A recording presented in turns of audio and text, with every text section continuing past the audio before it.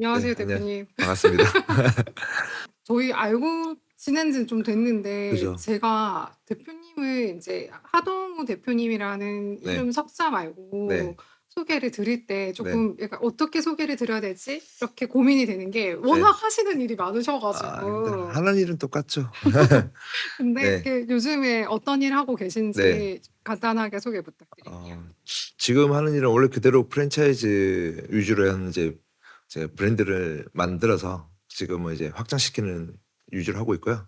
지금까지 했던 브랜드들이 많다 보니까 그중에 이제 경험으로 인해서 요번은 이제 마지막 브랜드는 아니지만 계속 만들고는 있지만 지금 하는 브랜드는 좀 그 경험이 많이 녹아서 좀 더 경험치를 많이 녹여 가지고 지금 이제 좀 탄탄하게 그리고 좀 오래 갈 수 있는 브랜드 그리고 점주님들이 좀 더 유리할 수 있게 방향을 잡을 수 있는 타겟팅을 좀 잡아서 좀 음. 그렇게 집중적으로 좀 하고 있다 보니 좀 요번 결과가 좀 잘 나오고 있거든요. 그래서 지금 음. 백양숯불갈비라는 브랜드를 지금 타겟팅을 해서 지금 만들고 있습니다. 그럼 지금 백양숯불 갈비 하시고 네. 그럼 지금 몇 개 정도 지점 나왔어요? 백양은 지금 딱 60 한 2 호점까지 지금 됐고요. 62 점이요? 네. 언제 시작하셨어요, 이거는? 이제 매장 직영점은 1 호점은 경성대에서 시작했는데요. 시작한 거는 2024년 9 월에 오픈했었어요. 오, 4 네. 년 9 월이면 지금 거의 이제 2 년 한 다 돼 2년 가는데 다 돼 가는데 네. 65 점이면 대단하시다. 이제 프랜차이즈법이 바뀌어서 네. 1년 정도 영업을 해야 사업자로 있어야 이제 음. 프랜차이즈를 할 수 있거든요. 그런 게 있어요? 네. 25 년도 9 월부터 이제 프랜차이즈를 할 수 있는 조건이 됐었거든요. 음. 이제 2024 년, 25년 작년 9 월에 이제 제가 이 회사를 인수받아서 이제 지분을 음음. 받아서 이제 인수인계를 이제 진행하면서 제가 이제 영업 방향을 좀 바꿨어요. 그래서 음. 기존에 이제 직영점만 2 개를 하고 있었거든요. 그래서 3 호점 연결하는 시점에 제가 이제 이거 투입이 돼서 이제 가맹 사업을 준비하는데 좀 모자란 시스템이 좀 많이 부족하더라고요. 한두 달 정도 어느 정도 돼 있었기 때문에 그 한두 달 정도 제가 트레이닝 시키고 시스템 만들고 음. 이제 프랜차이즈를 이제 가맹을 하려면 마케팅도 해야 되고 홍보도 해야 되잖아요. 그 시간이 지금 한 4-5 개월 정도 됐습니다. 그 오. 기간에 지금 60 호점이 계약된 거고요. 좀 빠르게 좀 됐었어요. 보면 지금 대표님 프랜차이즈 가게를 인수받아서 이제 프랜차이즈화 하시는 거를 시스템 만들어 드리고 네. 컨설팅 해 네. 주시고 오픈 이제 하는 거 요런 것들을 주로 하시는 일로 네. 제가 이해하고 있는데 네. 대표님 되게 하신 브랜드가 많아서 네. 아마 대표님 처음 뵙는 분들을 네. 좀 소개를 드리기 위해서 어떤 것부터 시작하셔서 네. 지금까지 인제 백양 아. 숯불 네네. 갈비까지 왔는지 한번 네. 얘기를 쫙 해 봐 주실 수 있어요? 네. 뭐 거창하거나 거대하고 뭐 이런 건 음. 아니고요. 저도 조그맣게 이제 장사는 시작했던 건데 그전에 제가 이제 대웅제약이라는 제약회사에서 한 7 음. 년 정도 근무를 했었어요. 그래서 음. 승진되면서 부산으로 발령이 됐었어요. 근데 영업도 진짜 잘하셨을 것 같아요. 그래서 이제 뭐 제 자랑은 아닌데 대웅제약이 그래도 제약사에서는 거의 사관학교였어요. 그래서 되게 체계가 잘 돼 음. 있었고 그때 배운 게 지금 이제 큰 도움이 되고 있거든요. 그래서 그때 배웠던 게 이제 영업력을 하는 거랑 이제 병원부를 막 가면서 입찰이라는 제도랑 병원에서 오. 큰 대학병원에서 그다음에 도매상을 대하고 도매상과 계약서 쓰는 거랑 그런 것들을 일반 영업사원은 그런 건 못 배우거든요. 근데 음. 제가 좀 빠르게 진급을 하다 보니 큰 대학병원을 맡았었거든요. 부산대병원, 양상대 부산대병원. 그쵸. 제가 28, 9살 때 그 대학병원을 받았어요. 왜 그럼 대단한 건데요? 이제 비교를 하다 보면 뭐 거의 차장님 뭐 부장님급들이 이제 할 수 있는 영업할 수 음. 있는 그 정도 권한을 가지고 있고 있었었거든요. 그런 큰 계약을 하다 보니 어린 나이에 좀 그때 좀 구조를 새로 좀 알게 됐었어요. 네. 어. 저도 그때 연봉이 한 1억 2천 그때 음. 28 후반대. 28, 9 대? 네. 와. 그래서 회사에서는 거의 최고 연봉이었어요. 그때 당시에. 계속 음. 상위권에 1-2등 계속 했었으니까. 그래서 빠른 진급을 하고 차장이라는 그 직급까지 달았는데 남들보다 10 년이 빠른 진급을 하다 보니 더 이상 올라갈 수 있는 자리가 없더라고요. 음. 그리고 부모님께서도 이제 나이가 있으셨으니까 병원을 갈 때마다 제 아들 생각을 하시더라고요. 음. 책가방 들고 있는 영업사원들을 많이 보고. 음. 그래서 제가 아 걱정을 하시고 "언제까지 너가 가방을 들고 있을래? 아니 너" 효자시네요. 네 약간 그런 예, 효자보다는요. 약간 부모님 그런 응. 말씀하시니까 제 미래의 모습이 그려지더라고요. 아. 제가 이 회사에서 이렇게 열심히 해서 돈을 버는 연봉을 많이 받지만 음음음. 내가 하는 거 대비 회사에 훨씬 더 많은 이득을 주고 있는 상황인 거더라고요. 음. 이런 것들이 복합적으로 생각되다 보니 미래에 대해 생각을 좀 하고 있는데 그 같은 그 팀에서 후배가 음. 저보고 이제 선배 그 괜찮은 아이디어가 있는데 뭔가 음. 사업을 한번 해보지 않을래라고. 솔깃해요. 네, 그래서 한번 가보자 했던 게 이제 봉구비어였어요. 너무 신기한 거예요. 아 그 작은 가게에서. 하긴 그때 당시에는 네, 봉구비어가 그쵸. 예 맞아요, 좀 맞아요. 새로웠어요. 네, 네. 맞습니다. 그래서 봉구비어를 제가 이제 처음 가고 너무 마음에 들었던 게 이렇게 아기자기한 곳에서 여성 고객들이 거의 99%였거든요. 남자 손님이 음. 거의 없었었어요. 그래서 저는 처음에 남자 사장님이 잘생겨서 그런가? 잘생겼었거든요. 키도 크시고. 아 네. 네, 그래서 그 봉고비어도 다른 브랜드를 보고 벤치마킹한 거였었거든요. 근데 그걸 좀 더 업그레이드 시켜서 이쁘게 만들어냈었어요. 그래서 그걸 보고 아, 나도 이걸 하고 싶다는 생각이 들었는데 장사를 하고 싶다는 게 아니라 음. 이 브랜드를 보자마자 그냥 확장 한번 해보고 싶다는 생각이 들었었어요. 어 좀 그때 보통 장사를 하고 싶다 생각을 그쵸. 하잖아요. 근데 제가 이제 장사를 해서 얼마를 벌지도 몰랐고 음음음. 제가 장사를 하기 위해서는 회사를 그만두고 나와야 되잖아요. 그럼 그렇게 하기 위해서는 제가 그런 큰 부담을 어 책임지고 나올 수는 없겠더라고요. 음. 근데 하면 되게 좋겠다는 생각만 그냥 했었어요. 네. 이제 처음에 시작부터 약간 관점이 네, 다르네요. 좀 다르게 좀 봤었어요. 음. 처음에 장사를 보다는 뭔가 사업을 해야겠다는 생각을 했었거든요. 그 후배 친구랑 찾아갔죠. 찾아가서 이제 가맹을 좀 할 수 있게 하면서 음. "내가 이걸 사업권을 좀 받았으면 좋겠다." 음. 해서 어렵게 어떻게 연결이 돼서요. 배운 게 이제 영업이니까 음음. 되게 영업을 좀 계속했어요, 그 대표님한테. 그랬고 제가 이제 가맹 1 호점, 2 호점을 이제 봉고비어로 시작했어요. 봉구비어로. 네. 그래서 원래 후배는 저한테 우리가 하나 만들자고 저한테 계속 이야기를 음. 했었어요. 근데 제가 어렸을 때 이제 미술이라든지 음. 피아노라든지 좀 이런 약간 예능 쪽에 조금 예체능 쪽에 좀 감각이 좀 있었거든요. 그래서 대표님 늘 보면서 네. 제가 감각이 있으시다고 아, 생각했는데 아닙니다. 어렸을 때부터 있었군요. 어렸을 때 그런 게 재밌었었어요. 그래서 음. 할 수는 있겠다는 생각이 들었었거든요. 근데 제가 아까 대웅제약에서 배웠던 그 시스템하고 구조가 계약서를 쓰는 거라든지 음. 안 해봤기 때문에 이쪽에서는 한번 배워야겠다는 생각이 먼저 들었었어요. 그래서 후배를 설득해서 음. 이거는 우리가 가맹을 받자 해서 이제 시도를 해서 가맹을 받았고 음. 받으면서 지사 개념으로 지역권을 받아서 우리가 사업을 하자 했는데 그 봉고비어 쪽 대표님께서 이제 오케이를 해주신 거예요. 어렵게. 그래서 제가 부산대 1호점, 서면 1호점을 이제 2호점을 이제 직영으로 후배랑 제가 회사로 이 얘기 나오고 처음 들어요. 예. 네, 그렇게 해서 1호점, 2호점을 오픈했어요. 음. 하고 저희가 이제 영업을 잘하니 그러니까 자기 장사가 너무 잘 됐거든요. 음. 그러니까 줄을 어마어마하게 쓰고 오픈 때부터 마감까지 계속 줄을 섰었어요. 네. 어. 물론 감자튀김이랑 맥주가 그때는 2,500원, 뭐 1,500원 그렇게 음. 판매를 했었기 때문에 단가가 너무 약했어요. 지금 커피숍보다 더 약했으니까. 그쵸. 네. 예. 그러다 보니 매출은 엄청 높지는 않았지만 계속 손님이 많았기 때문에 음. 이제 주변에서 장사가 잘 되는 걸 보고 문의가 많이 들어왔죠. 음. 그래서 제가 이제 영업을 잘했으니까 그래서 점주님들 예비 점주님들한테 제가 "꼭 해라." 음. 하면서 어떻게 좋고 어떤 게 좋고 이거는 꼭 해야 된다는 거를 이제 많이 전달을 했었죠. 네. 그리고 경쟁 상대도 없었고 음. 그래서 확장을 제가 영업을 해서 10개 정도까지 제가 확장을 시켰었어요. 그래서 잘 되고 있는 과정에서 이제 봉고비어 대표님한테 제가 이거를 그때 지사권을 안 썼으니 음. 제가 이제 "지사권을 썼으면 좋겠습니다." 음. 이제 부탁을 했는데 "죄송하다. 다른 음. 데랑 계약을 해야 될 것 같다." 이제 음. 그러되 말이 조금 바뀌었어요. 그때 당시에는 계약서보다는 아. 구두로서 약속을 하고 아. 카톡이나 이런 게 없었잖아요. 아. 네. 녹음을 하거나 그런 부분이 없었기 아유 때문에 안타까워라. 네. 네. 아니 근데 저는 좀 좋은 기회였어요, 어떻게 보면. 음음음. 그래서 제가 제안을 했던 게 "그러면 나한테 못 주겠으면 내가 새로운 브랜드를 할 수 있냐? 음. 내가 업변을 해도 되냐?" 이제 음. 허락을 구했는데 그렇게 하라고 하시더라고요. 네. 다행이네요. 네. 네. 좀 절충이 잘 됐습니다. 어. 그렇게 해서 이제 시작했던 게 이제 봉고비어를 간판을 내리고 안에 내부 인테리어를 좀 손을 대고 이제 춘자비어로 바꿨던 겁니다. 네, 그래서 춘자비어로 이제 그림을 제가 그리고 음. 그 메뉴판이라든지 전 송곳이었거든요. 저 기억나요. 네. 주자비어 송글씨였고 그 간판도 대표님 네. 그리신 거예요? 제가 이제 같이 직원 한 명이랑 같이 응. 제가 디자인을 잡아서 같이 그렸어요. 네. 오. 맥주 그림 있잖아요. 그 네네네. 글자체 맥주마다 어디 나라에서 어떻게 맥주가 음. 생산되는 그런 그 비하인드 스토리 같은 거를 다 일일이 손으로 적었거든요. 근데 그때도 좀 단순무식했던 게 그냥 그런 것도 되게 손글씨로 들어가야 된다 생각해서 다 손으로 썼었어요. 그게 음. 한 작업하면 한 일주일 걸렸거든요.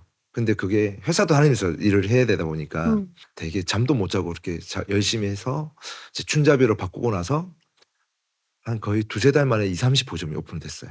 봉구비어 초반에는 거의 속도가 비슷하게 나갔었어요. 그 음. 정도로 빨리 오픈했는데 제가 이제 봉구비를 해 봤으니까 단점을 찾아냈을 거잖아요. 만약에 제가 봉구비어처럼 똑같이 했었으면 뭔가 시스템이나 바꾸지 않고 뭔가 구조를 바꾸지 않았으면 춘자비어도 아마 그 정도까지 못 따라갔었을 거예요. 근데 음. 이제 바꾼 계기가 첫 번째가 모든 게 이제 일본말로 보면 다치식. 음음. 예. 그래서 일렬로 앉을 수 있는 가게였잖아요. 네네. 네. 근데 저희는 생각해 보니까 2명씩밖에 손님 못 받는 구조인데 많이 봐야 3명이면 4명 앉았을 때는 끝에 있는 사람들끼리 대화를 나눌 수가 없겠더라고요. 그래서 생각했던 게 '테이블을 넣자. 그러려면 음음. 매장이 좀 커야 되겠다.' 그때까지는 봉고비어가 평수가 10 평에서 뭐 20평 사이였거든요. 그래서 춘자비어는 초반에 처음부터 20-30 평대, 30-40 평대를 음. 진행을 시켰어요. 그래서 저도 샘플 매장을 좀 그렇게 좀 더 확장을 시켰고요. 그러다 보니까 아무래도 고객들이 이런 매장을 작은 매장만 보면 작은 매장을 원하시는데 우리가 뭐 옷을 디필해 놓으면 보통 그 옷을 따라 입으려고 하잖아요. 그 매장도 제가 어떤 샘플을 만드느냐에 따라서 예비 점주님들이 그걸 보시고 하려고 하시거든요. 음. 그리고 객단가도 높아지고 그쵸. 매출도 당연히 그럼 높아지고 수익도 틀려지잖아요. 혼자 와서 맥주 한 잔 먹고 가던 게 봉급이었는데 네 네. 명이서 와서 먹으면 그래도 안주를 더 시키고 술도 더 맞습니다. 먹게 되는 네. 거니까. 그래서 네. 이제 매출이 훨씬 높아지니 음. 저희가 비교로 봉급이어 대비 우리는 어떤 게 좋다 특정점을 이제 음. 준비를 했고요. 그러다 보니 제비점주의 봉급이랑 춘자비어밖에 비교를 할 수가 없으니 그렇게 시작을 했던 게 초기에 좀 빠르게 오픈이 잘 됐었고요. 음. 두 번째로 이제 춘자비어가 잘 됐었던 이유가 이제 제가 일본을 갔었는데 삿포로 맥주 같은 경우에 이제 슬러시 맥주가 네네네. 있더라고요. 그 시원하게 아이스크림 맥주처럼 네네네. 디자인도 이쁘고 여성들이 사진도 잘 찍고 그래 너무 이쁘더라고요. 그래서 이거를 한국에 갖고 와야 되겠다 알아봤는데 그때 기리언이 삿포로인지 기억이 안 나요. 근데 이제 그 기계를 갖고 오려고 하니 이게 주문 제작이 안 되더라고요. 그 음. 회사에서만 만들어서 직접 쓰고 있더라고요. 그래서 제가 '아 방법이 없을까?' 하고 제 남포동에 제가 사무실이 있었거든요. 그 길거리 갔는데 애기들이 먹는 이제 스러시. 슬러시 애들 아이스크림 먹더라고요. 네. 들고 다니는 그거 보고 '아 이거다.' 그래서 제가 저 기계를 샀어요. 그래서 맥주를 넣고 돌렸는데 안 나오는 거예요. 다 음. 녹아버리거나 뭉텅이가 되거나 안 되더라고요. 그럼 뭐가 문제지 해서 이제 계속 공부를 하고 찾아봤죠.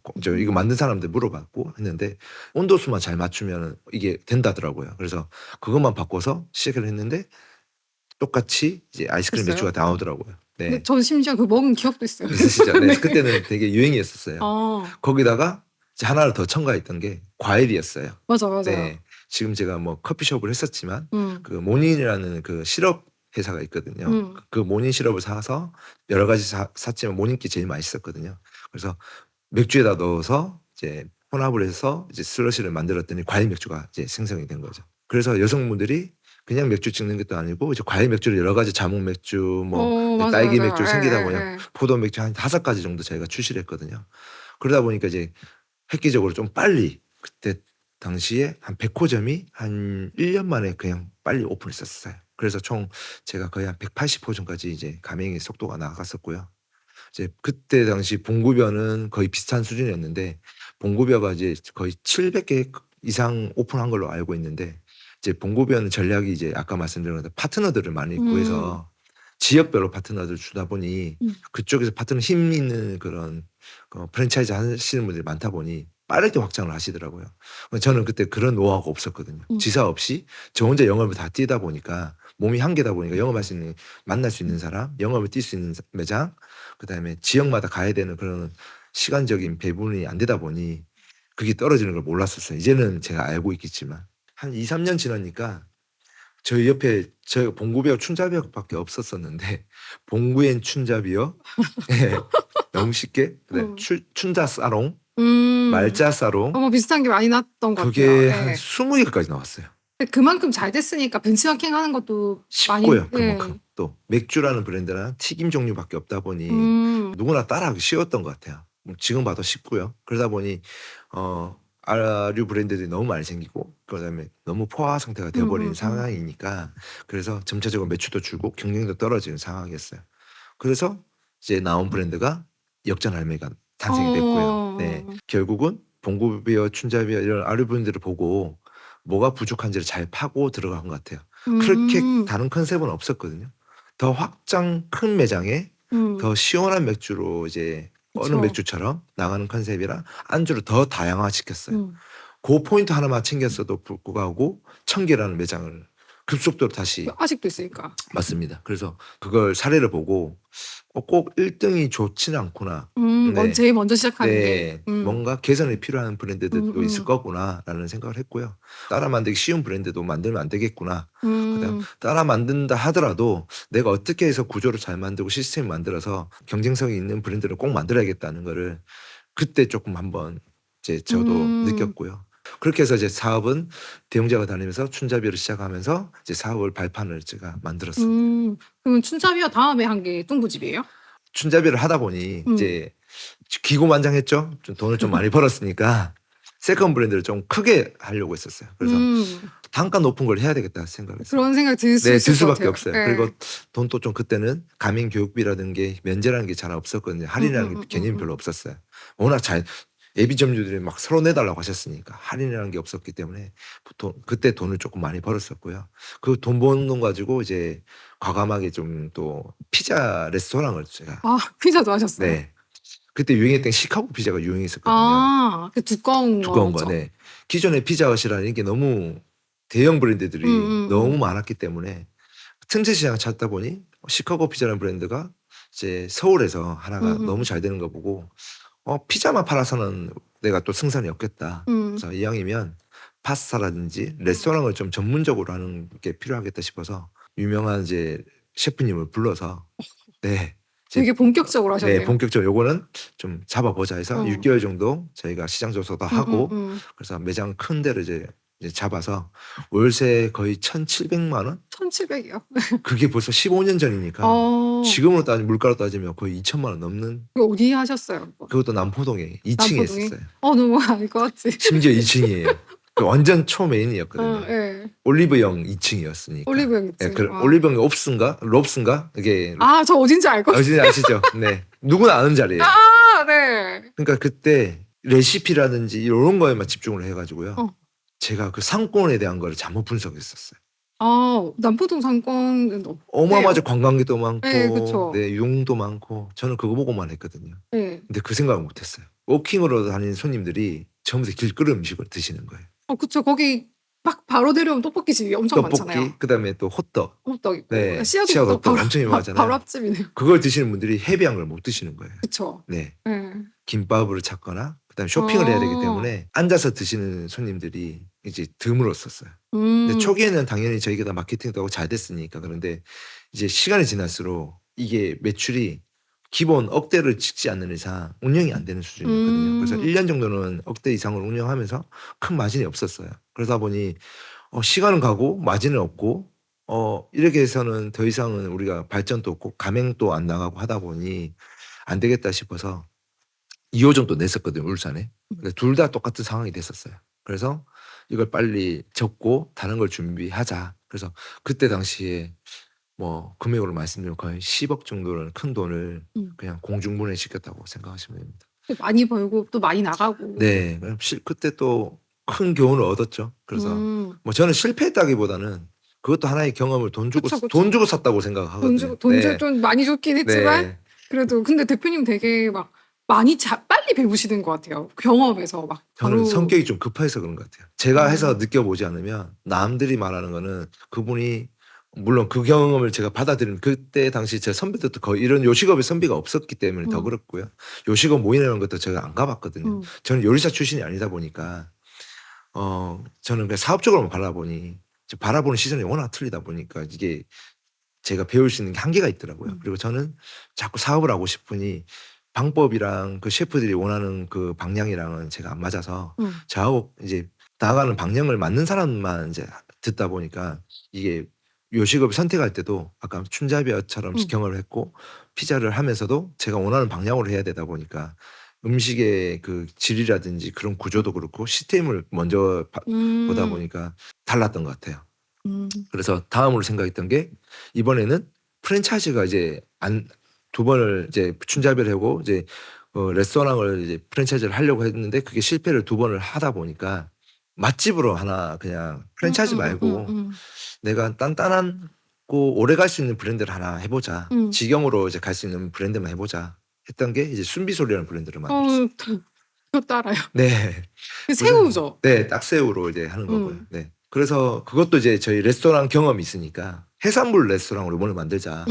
그 딱새우라는 개념이 순비소리라는 그 단어가 그 유네스코에 등록돼 있거든요. 제주도에서는 해녀분들이 이제 물속에 잠수를 해서 이제 획득을 해서 이제 물속에 밖으로 나올 때 물속에서 밖으로 나올 때 보통 제가 알기로는 3분에서 5분 이상을 이렇게 숨을 참고 이제 올라오시는데 그때 바람 소리가 나는 게 휘파람 소리가 이제 순비 소리라고 하거든요.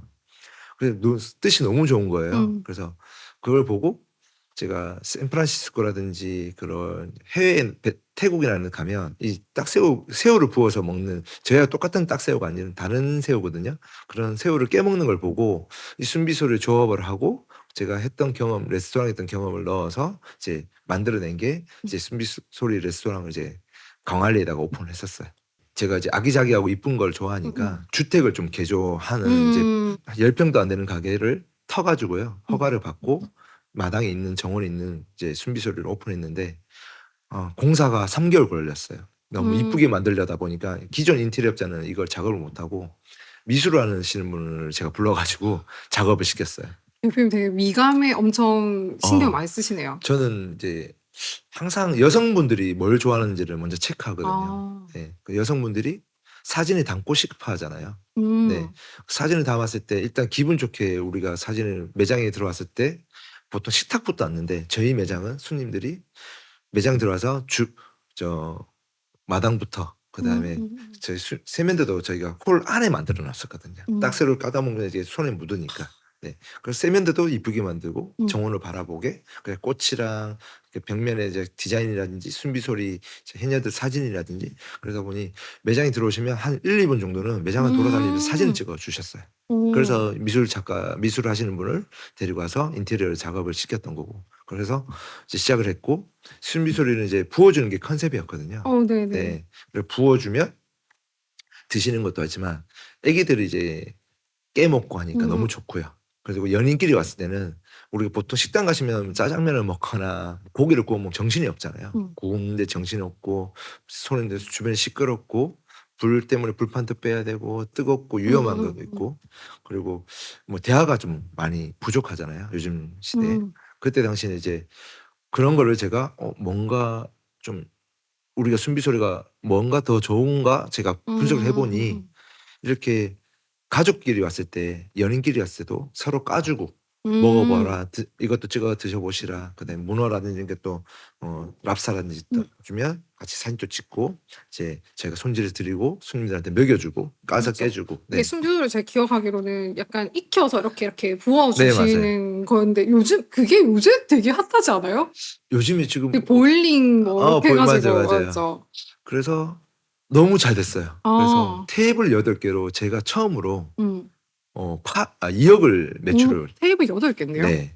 그러면 저희가 점심 장사 12시부터인데요. 11시부터 10시 반부터 손님들이 대기를 서셨는데 그래서 밤 12시까지 계속 줄을 서야 그 매출이 나와요. 그럼 하루에 거의 한 700만 원 매출을 나와야 되거든요. 테이블이 8개이기 때문에 10회전이 돌아야 돼요. 10번이 바뀌어야 되는데 그러면 영업시간이 10시간이잖아요. 10시간 동안 계속 돌아야 됩니다. 그럼 직원들이 너무 힘들잖아요. 그래서 오전 타임 직원들 따로 오후 타임 따로 이렇게 뽑았었어요. 그래서 직원이 오전에 한 8명에서 10명 오후에는 8에서 10명 거의 한 테이블당 맞아요. 주방에 뭐 홀에 4명 정도가 거의 까드리고 설명을 해드리다 보니까 음. 홀 이제 그릴링 해주는 것처럼 그런 직원들이 따로 있었거든요. 그러다 보니까 손님한테도 까주면서 손님들한테 설명 때도 먹여드리고 팁도 나오고 그러다 보면 알바 직원들도 좋아하고 손님들도 만족하시니까 직원들도 그냥 재밌지 않습니까? 네. 그렇게 이제 하다 보니 이게 가게 안에가 정말 웃음소리랑 이야기 소리랑 그 요리하는 소리랑 다 어울렸었거든요. 엄청 행복한 네. 공간이었네요. 저는 사업하면서 지금 또 20년이 다 돼가지만 순비소리는 제가 다시 또 해보고 싶은 사업 중에 하나고요. 그리고 조만간에 또 한 개 정도 다시 하나 해보려고 지금 더 구상해서 좀 생각 중인데 제가 안 한 이유가요. 지금 못 하고 있는 이유가 그때 당시에 왜 이렇게 잘 됐는데 왜 없어졌냐 이제 물어보시는데 일단은 저희가 너무 잘 되다 보니까 딱새우회가 되게 그쵸. 유명했었거든요. 또 사이드로. 그러니까 그때 당시에 뭔가 딱새우가 엄청 핫했어요. 낮은 해안에 갯벌 아니 그 모래 속에 애들이 살고 있는데 얘네들 거먹이가 있고요. 안 나는 시기가 있고 그다음에 살이 좀 약한 데가 그쵸. 있고 껍데기도 약한 때가 있어요. 그게 1년에 한 3개월, 4개월 정도 돼요. 그러면 그때 그럼 장사를 못 하잖아요. 네. 그래서 그거를 제가 먼저 구매를 해놔야 되는데 저희가 잘 되다 보니 옆에서 이제 이자카야라든지 횟집에서 딱새우 회를 이제 서비스로 팔거나 메뉴화해서 팔다 보니까 이제 딱새우가 거제도라든지 남해라든지 제주도라든지 여수라든지 이쪽에서만 나거든요. 근데 이거를 이제 사재기가 많아지니까 가격이 이제 올라가기 시작하는 거예요. 그 저희는 저희 매장 하나밖에 없는데 그때 당시에는 박스당 8만 원, 10만 원이었거든요. 육동이 있고 선동이 있어요. 새우라는 거를 잡아서 육지에 가져와서 얼리는 작업을 하면 선별해서 작업을 하면 그게 육동이라고 하고요. 배에서 얼릴 수 있는 냉동 창고가 있거든요. 그렇게 얼리면 선동이라고 합니다.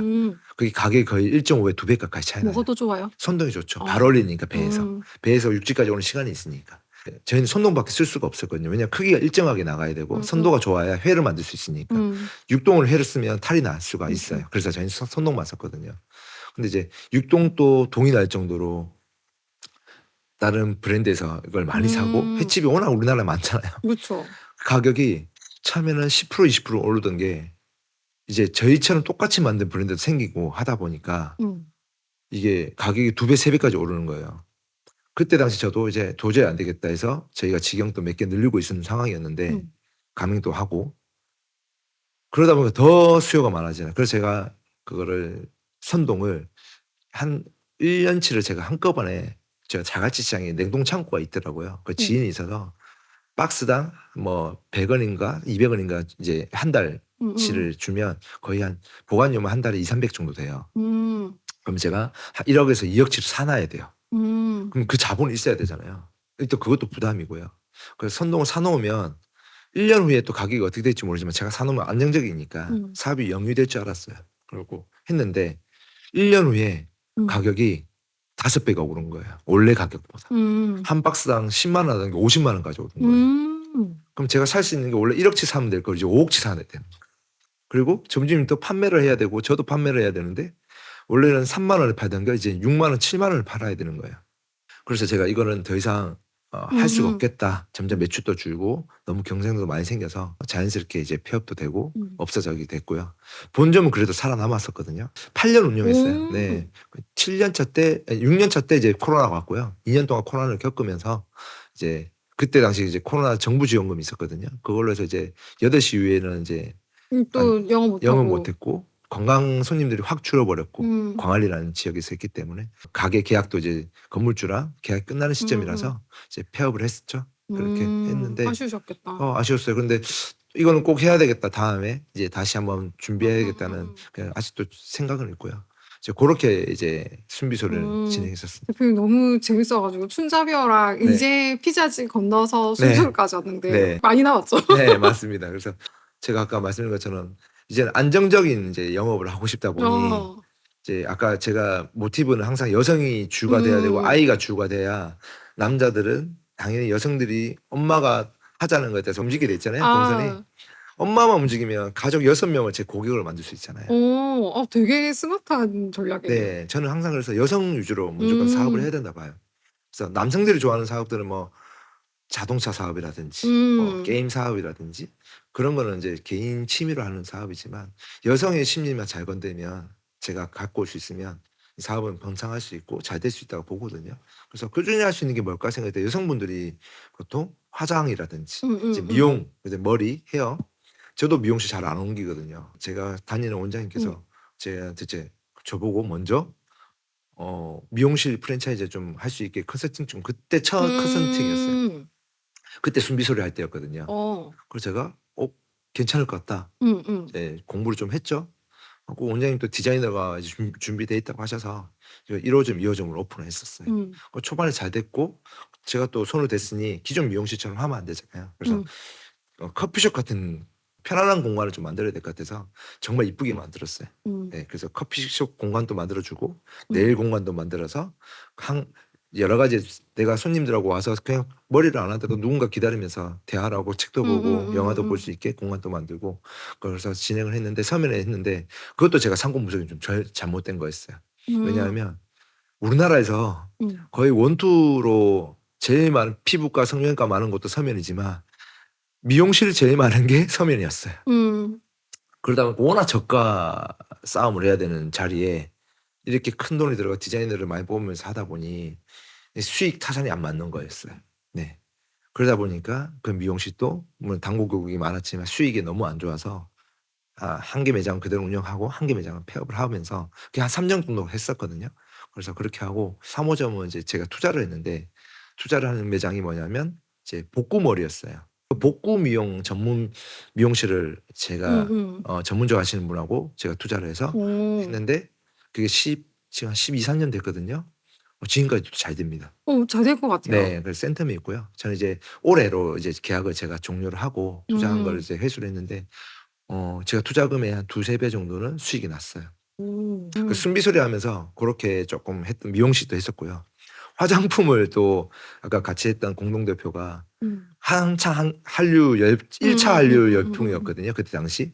그래서 설화수라든지 아모레퍼십이 한창 음음음. 유명할 때였어요. 그걸 이제 중국에서 뭐 보따리 장사한다는 그때 소문을 들을 정도로 네네네. 엄청 사갈 때였거든요. 그래서 제가 화장품 하시는 분이 계셔서 우리 공동대표한테 제안을 하더라고요. "너희가 자금이 좀 있으면 이거 유통만 해 줘도 돈을 벌 수 있는 계기가 될 것 같은데 한류 열풍이니 사무실도 크고 하니까 같이 좀 해 보자." 해 가지고 했는데 하자마자 3 개월 만에 사드 역풍 때문에 중국이 문을 닫아 버린 거예요. 음. 그 재고가 사무실에 5 억치가 있는 거예요, 아이고야. 화장품이. 예. 그래서 그때 지정학적으로 음. 경제적인 문제도 이제 겪어 봤었지만 그다음에 어 물가에 오르는 것도 있을 거고 큰 경험을 또 했었죠. 그러면서 이제 화장품이랑 미용실에서 좀 제가 벌었던 돈을 음. 좀 또 순비소에서 벌었던 돈을 좀 많이 까먹었었어요. 음. 손실을 많이 봤고. 그게 끝나고 나서 순비소리 마지막 거의 그래도 어느 정도 있을 때 잘 음. 되고 있을 때 음. 이제 시작을 했던 게 뚱보주의 브랜드를 이제 음. 그때 탄생했었습니다. 네. 똥고집도 저 수영에 있지 않았어요? 수영이 있었어요. 맞아요. 예예. 맞아요, 맞아요. 예 저 근처에 살아서 한 번씩 네. 갔거든요. 네.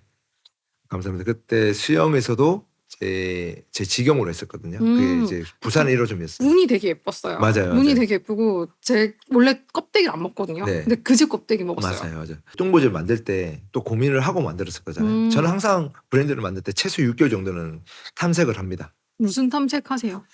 저는 질문을 나중에 해 주실 줄 알고 뭐 생각했던 중에 하나 내용이었는데 네, 네네네네. 브랜딩을 할 때 저는 사람들이 줄 서서 먹는 데는 이유가 있다고 보거든요. 그래서 예. 와칭을 하고요. 먼저 찾아보고 저기는 뭐지? 하고 이제 이제 관찰을 합니다. 음음음음. 들어가서 내야겠죠. 여기가 왜 줄 서서 먹고 이렇게 인지도도 높고 매출이 높은지를. 그다음에 재창조를 하는 거다. 모디파이. 그래서 음. 제가 이거를 어떻게 하면 내 걸로 재창조를 할 수 있을지. 네. 그러고 음. 나서 이제 테스트 이제 검증을 해야 되는 거죠. 그래서 저는 요 과정을 항상 가져가는데 이게 6 개월 걸리더라고요. 해 그러면 보니까. 이 6 개월에 하고 인제 뚱보집이 나온 네, 건데 나온 거예요. 근데 이것도 시스템을 근데 제가 느낀 게 대표님 뭔가 말씀하실 때 항상 시스템적으로 말씀하세요. 네. 강의하시거나 할 때도 전부 다 엑셀 중심으로 네, 맞아요. 맞죠? 그렇게 말씀하셔서 되게 인상적이었던 것 네. 같은데 일단 그러면 뚱보집으로 다시 돌아가서 네. 지금 이 6 개월의 과정을 거치고 네. 뚱보집으로 이제 어떻게 시작을 네. 하게 됐는지. 커피를 손으로 댔었어야 되는데 그때 당시는 음. 잠깐 놓쳤던 게 이제 오히려 이제 고기를 먼저 바라봤었거든요. 그때는 고기가 음. 더 더 유명했었고 원래 치킨이랑 고기였거든요. 그래서 고기를 한번 건드려 보자 이제 찾아가고 공부를 해봤더니 일반 고깃집으로 해서는 제가 이 시장에서 이길 수 없는 거더라고요. 그런데 고기가 좋았던 거는 커다란 이제 레시피가 필요한 게 아니더라고요. 그래서 원육에 대한 어떤 내가 자신감 음. 그걸 어떻게 손질해서 어떻게 맛있게 나가고 음. 그다음에 사이드를 어떻게 준비를 하고 글링을 할 건지 안 할 건지 네. 어제 생각하고 있었어요. 저 왜냐면 뚱고집 갔다 왔다고 했잖아요. 네. 거기에 뭐 이베리코 팔았었나? 네, 미르크 팔았어요. 맞죠? 맞아요, 맞아요. 이베리코도 팔았고. 근데 특수 부위를 팔았거든요. 저희 전문적으로. 음. 그래서 첫 번째로 찾았던 게 이제 초피살 돼지 껍데기였어요. 음. 돼지고기였나? 그랬죠. 자주 먹어보니까 방법이 좀 떠오르더라고요. 음. 그래서 껍데기를 하나를 아이템을 놔두고요. 전국 좀 돌아다녔어요.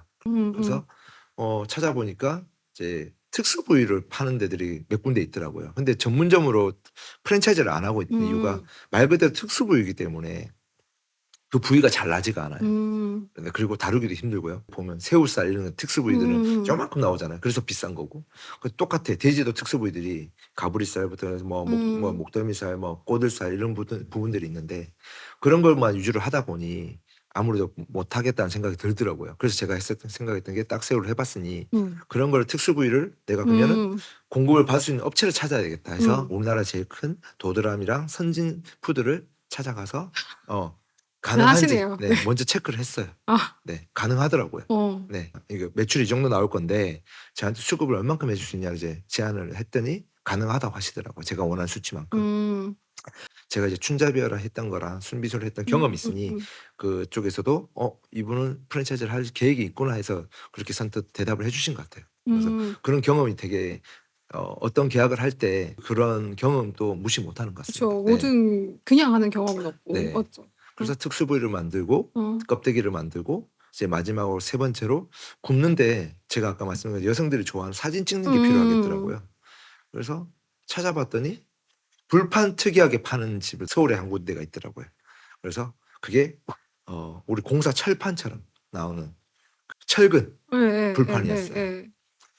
신기하고 재밌더라고요. 그래서 그 주방 업체를 찾아가서 그 주물을 제작해서 제가 이제 했어요. 그래서 경기도에 동탄에 저희가 1호점을 오픈했거든요. 테이블 8개 가지고요. 한 7,000~8,000을 팔았는데 저녁 시간 4~5시간 7,000~8,000 팔려면 아까 순비소리처럼 정말 손님이 많아요. 대기가 50팀씩 기본 50팀 시켰어요. 테이블 8개인데 50팀 들어오려면 그분들이 3시간 4시간씩 기다리셔야 돼요. 그렇게 줄을 서다 보니 이제 예비 가맹점들이 문의를 엄청 많이 하셔요. 기억나는 게 그러니까 제가 대표님이랑 그래도 연이 좀 네네. 길게 있어서 제가 대표님 인스타에 뚱고집 줄 선 거 CCTV 네. 올리신 거 그거 본 기억이 있거든요. 맞아요. 제가 이제 예. 그걸로 홍보를 많이 했어요. 지금처럼 뭐 인터넷이라든지 뭐 KT에서 이제 텔레카비상을 하는 이거 뭐 CCTV라든지 화질이 그렇게 좋지는 않았거든요. 모자이크 처리 안 해도 정도로 화질이 좋지는 않았거든요. 근데 그거를 갖다가 밖에서 이제 사진 또 촬영해서 계속 그걸 해서 줄 서는 게 왜냐면 믿지를 않으니까 오셔서 보셔야 되는데 동탄이다 보니 각지에서 이제 멀리서 오셔야 되니까 그걸 마케팅을 이제 그렇게 해서 저희가 돌렸었거든요. 근데 왜 동탄으로 가셨어요? 계속 부산에서 하시다가? 이게 부산에서 하는 브랜드를 음. 사직에서 저희도 그렇잖아요. 전라도 뭐 서울 드시는 음식 문화도 틀린 것처럼 성격도 좀 다 다르시더라고요. 그리고 인구수가 부산이 우리나라에서 두 번째로 인구가 많지만 서울 경기 인구가 우리 되게 많죠. 1,000만, 2,000만 가까이 되니까 거기서 제가 여기서 한 개 오픈할 때 거긴 3~4개를 오픈할 수 있겠더라고요. 인구수 그만큼 제가 영업 대상자가 많아지니까. 그리고 서울에서 오픈돼야 서울 브랜드 인식이 전라도라든지 부산에 좀 쉽게 나갈 수 있는데 부산 브랜드가 전라도라든지 강원 뭐 대구 브랜드로 넘어갈 때는 지역 감정 차이가 조금은 있더라고 어느 정도. 소통할 때 말투라든지 이런 거에 대해서 좀 하는데 그쵸. 서울 말투는 좀 서로 잘 받아들이잖아요. 네. 네. 그래서 이왕이면 서울 경기에서 해야 되는데 서울은 너무 이제 월세라는 비쌌던 개념 생각이었고요. 그래서 경기도에서 했는데 신도시에 좀 했는데 그게 너무 잘 됐어요.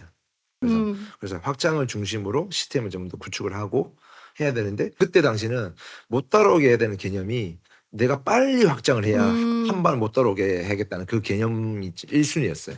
봉고비어가 700~800개 뭐 1,000개 가까이 나갈 수 있었던 개념이 지사를 많이 줬다 했잖아요. 그래서 제가 전라도, 충청북도, 경기도, 서울, 대구 5개 지사를 고집을 해서 동시에 이제 터뜨렸더니 1년 2 개월 만에 거의 180 개, 200 개를 오픈했어요. 한 달에 30 개씩 오픈했어요. 각 지역에서 4-5 개씩 오픈을 한 달에 하다 보니 한 달에 취합량이 30 개가 되는 거였어요. 그 정도로 이제 오픈이 많았고 잘 됐거든요. 그리고 제가 준비가 됐기 때문에 한 달에 30개 칠 수 있지 인테리어 팀이 몇 팀이나 있어야 되겠어요. 예를 들어서 음. 주방이랑 그다음에 고기 업체랑 다 준비가 세팅이 돼 있기 때문에. 그 대표님 그 매뉴얼이 장난 아니겠네요 그거. 네.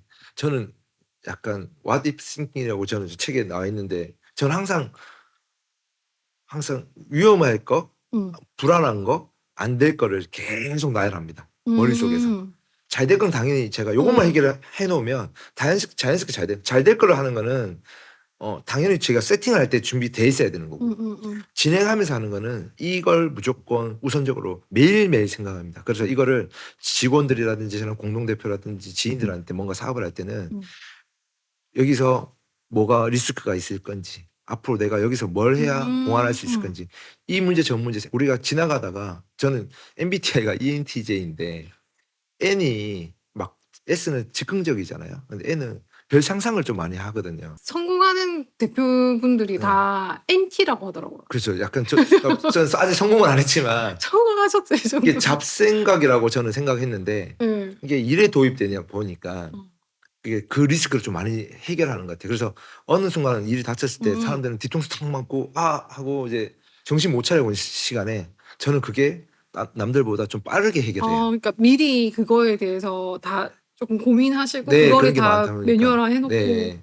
하시는 그게 거구나. 조금 저한테는 리스크 회복을 빨리 하면서 그게 남들이 위기 왔을 때 전 기회로 빨리 만드는 타임인 것 같아요. 음. 네.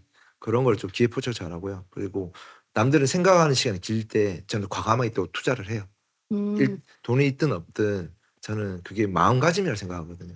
돈이 없으면 제가 대출을 받고 음. 아니면 공동 투자를 받아오든 그렇게까지 저는 무조건 생각을 하지 생각을 하다가 말진 않아요 보통. 네. 음. 그래서 뚱보집이 좀 그런 준비됐던 게 있었고 앞에 있었던 봉급여 지사 개념을 했던 걸 도입을 하고 그다음에 그 식자재에 대한 문제가 없게 세팅도 하고 했죠. 그래서 그렇게 잘 됐고 그래서 그 중간에 베트남에 진출을 했어요. 그러니까요. 저 그때 베트남 갔다 와서 한번 네. 갔었잖아요. 그죠. 대표님. 예. 지금 베트남 30개 넘게 있습니다. 30개 넘게 있어요 네. 베트남에? 와. 아마 단일 브랜드 대기업을 제외하고요. 단일 브랜드에서는 뚱보집이 고기 브랜드에서는 1 등일 겁니다 베트남에서는. 지금 이제 뚱보집이 이제 한 30개 정도밖에 안 남았어요. 음. 저는 뚱보집 되게 오래 갈 줄 알고 정말 저도요. 준비 잘 됐게 저는 했었거든요. 네 1 차적으로 왔던 게 이제 돼지 열병이었어요.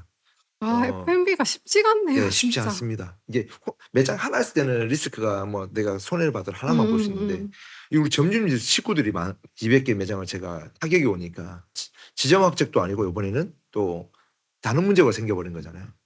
그래서 조류독감처럼 음. 빨리 이제 어느 정도 많은 일들이 생겼고 하면 이제 나라에서 정부에서 규제도 하고 좀 차단도 시키고 잘 돼 있었으면 됐는데 돼지열병이 처음이었거든요. 이렇게 확산된 게. 그러다 보니까 규제가 너무 잘 안 됐던 거예요. 그러니까 이게 되게 시간이 오래 걸렸어요. 그러다 보니까 고깃값도 오르고 사람들이 돼지열병이 생겼으니까 안 드신 거죠. 음. 그럼 며칠 또 감소가 된 거예요. 이제 마지막으로 한 3 개월, 6 개월 있다가 또 터진 게 있었어요. 이제 코로나가 온 겁니다. 네. 코로나 오고 이제 3 단계를 세게 3번 맞으니까 이 200개 매장이 6 개월 어떻게든 버텼고 또 잘 되고 또 올라왔는데 또 이제 2 차로 맞고 또 3 차로 코로나 맞으시니까 점주님들 이제 힘이 드시기 이제 체력이 저하되신 거죠. 저도 물론 저하됐으니까.